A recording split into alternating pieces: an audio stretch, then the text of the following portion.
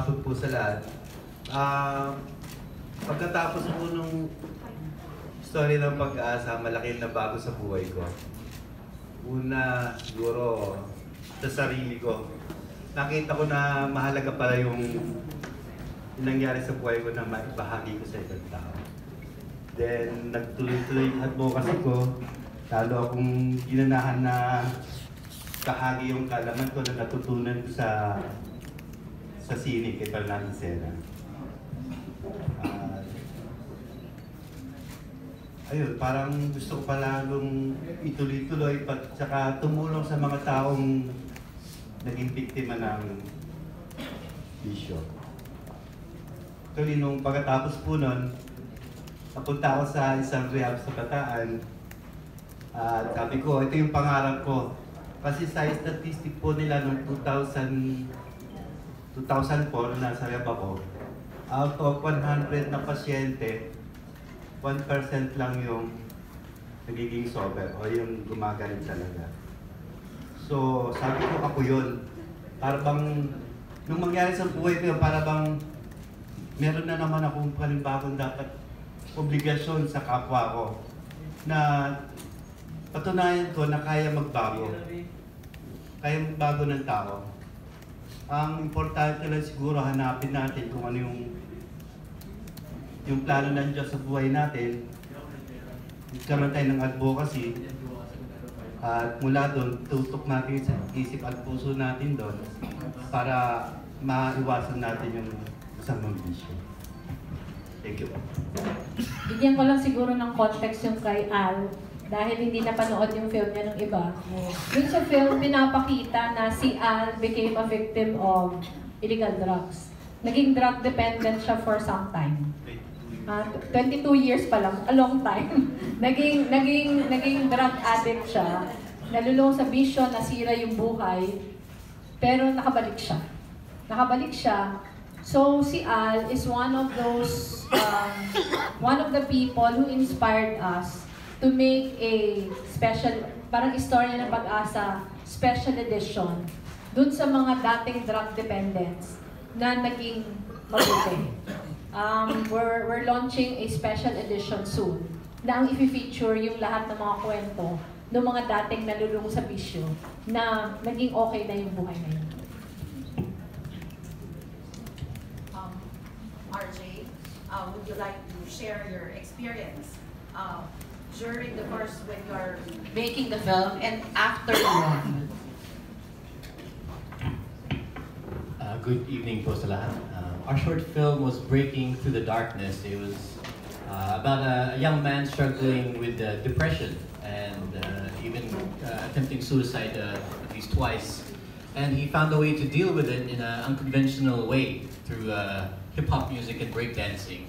And he found a further purpose and outlet to teach the children, the kids in his community in Melbourne, Australia, to deal with their struggles, their difficulties. So he was dealing with different children, some with also with mental conditions as well, like ADHD, and he was able to help a lot of people. But more importantly, he was able to help himself through doing this, doing his art, to the breakdancing. As we were doing this film, I guess everything comes. It seems like an accident, you know. Things like fall into place. But as Sir Alex said, like maybe we are really guided by a higher force, by God. That I was able to find my subject, si Anthony Lamorak Lawang. He was actually a childhood friend in Melbourne when I was still growing up there, and I had encountered him by chance at my brother's birthday, and it was just in time when I heard the announcement for the INPFF 2019 last year. And so, yeah, the timing was right. I was looking for a story of hope, and then seeing an old friend, and then I asked him, you know, oh, is it okay if we make like a short documentary about you, especially about helping the youth, the children with the breakdancing. And so when we shot the film, the documentary, I mean, I had no idea he was actually suffering pala internally. With his own darkness, with depression and suicide. And so that came out of the story without intending it, and it became even more, I guess, hopeful, the story, because of that. This personal story that he was able to struggle through his darkness and find hope and light through breakdancing. And so we saw the effect, not just on him. After we had finished the movie, and then the IMPFF organizers uploaded the video on YouTube and Facebook, we had so many people sharing the story, all different kinds of people. So there's of course the community of those in the arts, artists and dancers, in the music, in even the hip-hop communities, and those who are in the mental health advocacy. So they were able to share our video and share Anthony's story. And we saw a lot of feedback, a lot of people coming to us and sharing their stories coming out. So I think it's really important, especially for a young man in our time, to be able to be brave, to talk about their own weakness, their own struggles. Because maybe we're living in a time where it's all about being macho, being strong, and you have to hide any kind of weakness. And we need to see a new kind of refreshing message that no, it's okay not to be okay. It's okay to be broken. It's okay to be hurt, and that you can actually find strength in that weakness. And so, hearing other people's stories, how they resonated with it, especially young men, it was very affirming, and it made us only go more forward in our mission and advocacy for mental health awareness in this country. And so after the film, we continued making short films on mental health, and even short graphic novels, comics, because I'm also an artist and a writer, comic book creator. So it didn't stop after this film. We tried our best to spread more of this light and this hope, especially on this mental health issue in this country. Okay. VP Leni, I just want to ask though, what are the topics that usually win? Is there a specific topic that usually win in the contest? Because I saw... Wala. Actually, parang walang pattern. Walang pattern. Kasi, halimbawa yung first run, yung nag-best film nga was about Marlon. Pero there were many other topics na those who watch, parang lumalabas sa favorite doon yung did not make it to the top 3, yung Alcansya. Yung Alcansya was the story of John, 11-year-old boy from Tondo na nagdadive sa murky water of the Manila Bay para kumuha ng mga coins. Kasi yun yung nanay niya kasi iniwan siya sa lola. At pag hinahanap niya yung nanay niya, sinasabi ng lola, umuwi sa probinsya, walang pumasahe pabalik. So before he goes to school, kumukuha siya nagda-dive siya. Pag nakakakuha siya ng 5 pesos, yung 3 pesos ilalagay niya sa alkansya. Ang 2 pesos ibabaon niya. So that was one of the favorites during the first film festival. Tapos iba-iba yung kwento. Yung second film festival mas valid. Ay, gaya niya, si Kadodoy was the story of a fisherfolk community who decided to empower themselves and decided to save their village.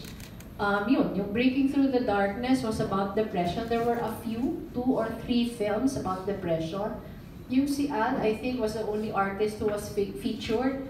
One of the awardees was about yung Gitratista, if you saw it. Isa yun sa mga favorites, was a story of a more than 70-year-old lady na litratista siya sa mga public schools in Manila. So talaga, iba-iba. Pero the good thing about it is, other than the fact that the stories inspire, kasi dalawa yung audience namin Yung isang klase, yung mga kababayan natin na dumadaan through the same kind of difficulties. Na we hope to give them hope na ito ang mga taong fini-feature namin kahit nagdaan din sa grabeng kadiliman, we're able to survive. Yun yung first group. Ang second group naman for the more privileged Filipinos na ang hope namin pag napanood nila, magpapasalamat sila sa blessings nila. And sasabihin sa sarili nila, kami wala kaming karapatan magreklamo. Kasi eto nga, sila nga na grabe yung pinagdadaanan na survive nila, ano pa kaya kami. So yun yung audience. Pero may mga surprises din. Halimbawa, nakita, one of the clips that was shown kanina was the clip of a film called The Climbing Puppeteer. It's about a call center agent who treks the mountains during his day offs. Pero pagta-trek niya, na-find out niya na yung mga villages sa taas ng mountain, sobrang hihirap. Tapos hindi nag-aaral yung mga bata. And because of him, we trekked to Barangay Makanto in Sitio Makanto in Barangay Tandang Putyo in Tanay. It's a more than 1 hour trek up the mountains. Pinuntahan namin with One Meralco Foundation. Kasi walang kuryente sa taas. Walang kuryente sa taas. May nag-iisang elementary school na 1 classroom, 1 teacher, kinder to grade 5. Isang klase lang. So, ang laking bagay na nakuryentehan na sila. Ano to, solar? Yung lahat na bahay doon, nilagyan ng parang solar kits na meron na silang ilaw paggabi. I was talking to the teacher. Yung Teacher Brian, hindi siya taga doon, taga Binangonan siya, pero doon na siya natutulog sa classroom kasi ang layo niya nga. Pero may nakwento niya dahil walang kuryente, 6 o'clock in the evening tulog na siya. Tapos parang 12 hours siya every night natutulog. Kasi wala namang gagawin. Tapos sabi niya yung first night, kasi pumunta kami, naka 1 night na may kuryente. Yung first night, one of the things that One Meralco Foundation gave was also a TV set and a computer set for the school. So sabi niya yung mga bata, nanonood na nung mga educational materials. Yung matandang nakausap namin, for the first time nakapakinig daw siya ng radyo.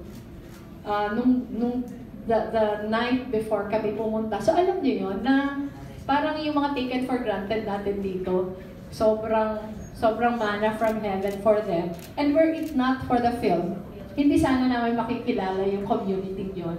So may mga surprises na ganun, na you discover people, you discover communities, na nangangailangan pala ng tulong, and we are able to help through our partners. Okay. Well, we're opening the floor for questions. Please give questions that are related to the topic today. Good afternoon, ma'am.